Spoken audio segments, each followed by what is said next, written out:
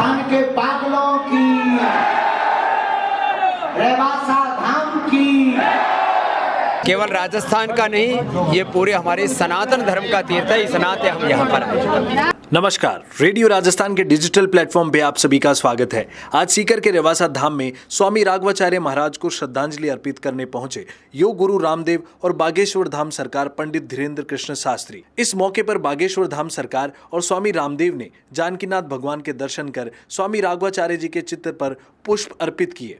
मलुक पीठाधीश्वर श्री राजेंद्र दास महाराज ने दोनों का स्वागत किया। इस मौके पर राज्यसभा सांसद घनश्याम तिवारी, विधायक बालमुकुंदाचार्य, लोहागल पीठाधीश्वर अवधेशाचार्य महाराज सहित अनेक श्रद्धालु उपस्थित रहे। देखिए रेडियो राजस्थान से संवाददाता ओम शर्मा की खास रिपोर्ट।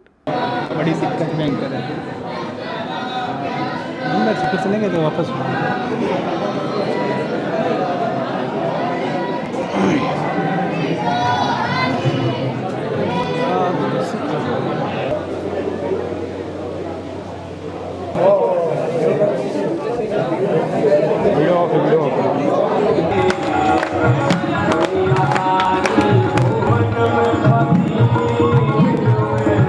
उनकी श्रद्धांजलि स्वरूप क्या कहना चाहेंगे?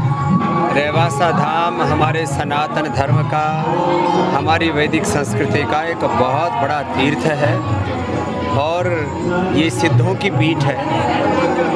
यहाँ गुरु नानक देव जी महाराज, स्वामी विवेकानंद जी महाराज, संत हमारे पूज्य पाद गोस्वामी तुलसीदास जी महाराज, असंख्य महापुरुषों की पुण्य भूमि रहा है।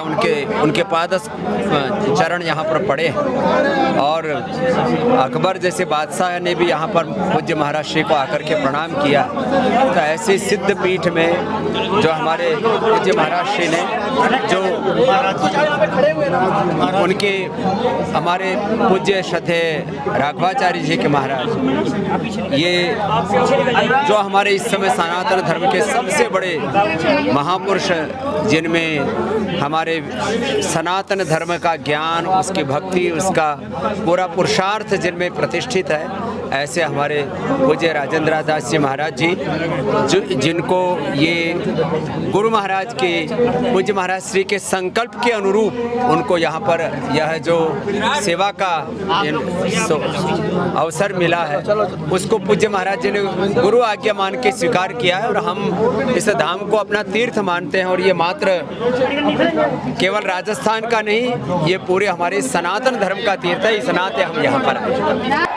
भगवान श्री सीताराम जी के चरणों को साष्टांग दंडवत प्रणाम कर रहे हैं। जो हमें बोलना था तो हमारे बड़े भ्राता श्री पूज्य स्वामी जी ने बोल दिया है और निश्चित रूप से हमारे ऊपर पूज्य रेवासा वाले महाराज जी की बड़ी कृपा थी, उनका बड़ा स्नेह है, उनका बड़ा ममत्व था और हमेशा वो अवसर मिलते थे तो बालों पर सिर पर हाथ रखकर कहते थे, कहो बब्बर से।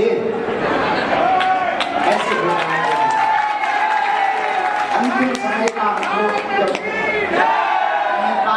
नेपाल में थे तो नेपाल में पूज्य महाराज श्री रेवासा वाले पूज्य महाराज जी का आगमन हुआ। वहां पर उन्होंने सिर पर हाथ रखा, बोले कहो बब्बर से ठीक हो।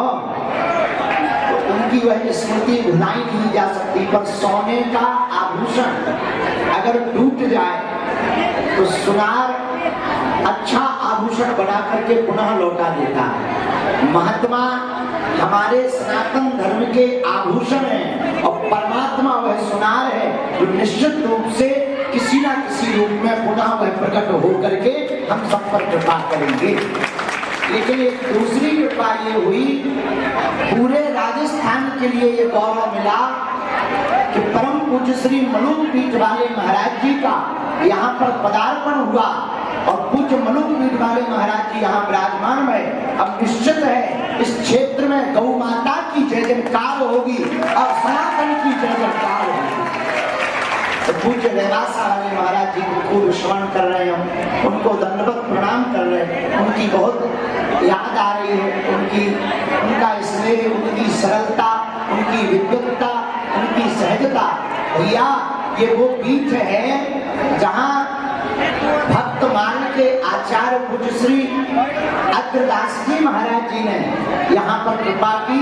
एक ऐसा ग्रंथ हम सबको इन महापुरुष ने दिया भक्तमाल के रूप में, जिसको पढ़कर और सुनकर हम लोगों को संतों के महत्व का पता चल रहा है। ऐसे पूज्य महाराज जी श्री अग्रदास जी की स्पीच को प्रणाम, पूज्य महाराज जी के चरणों को प्रणाम। हमारे पूज्य मरुद वाले महाराज जी बड़े भोले हैं, सरल हैं, कभी कभी तो दूर से भोले बाबा लगने लगते हैं।